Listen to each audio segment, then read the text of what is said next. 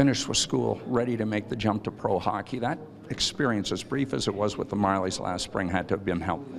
Yeah, I mean, I think it was nice just to get your feet wet and kind of obviously get to know some of the guys who were there, but kind of see the difference in the styles of college to the pro level and kind of get a little bit of the systems in my head before our rookie camp and main camp this year. So kind of had an idea of what the systems were going to be like and kind of the style of play. And getting drafted back in 2011, here we are 5 years later. You've been here for summer camps. I mean, this is the norm. It's not new, and I know that's I'm sure has helped the transition. Yeah, I mean, obviously it's like you said, it's been 5 years, so I've kind of been through some of these things, and I think it's just a little bit different, just kind of jumping right into it. We're at college. I mean, we're at school for 2 months before you start to play a game, so it's obviously a little bit different, but all those camps and stuff throughout the summers has really helped get this transition a little bit easier. You led your club, or at least school, in scoring last season. It was a tough year offensively for the Bulldogs as a whole.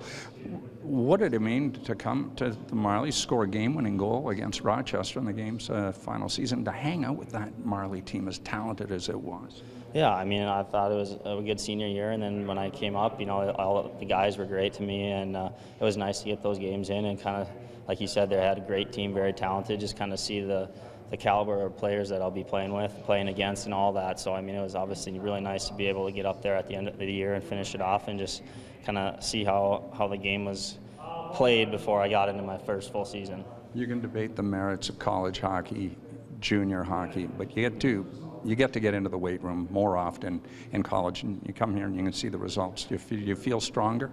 Yeah, I mean, I think obviously since 2011, I mean, I've put on a lot of weight, and in college, when you only play on the weekends, you're able to put on some weight, and you know, you play against a lot of older, bigger guys in our league. So I think it was obviously very helpful for me, I think, to go to college and get bigger and kind of progress as a hockey player and as a person. And the skating, that's been your greatest asset. I guess when you look back to day one, you got to thank whoever got you going in that regard, and God-given talent as well.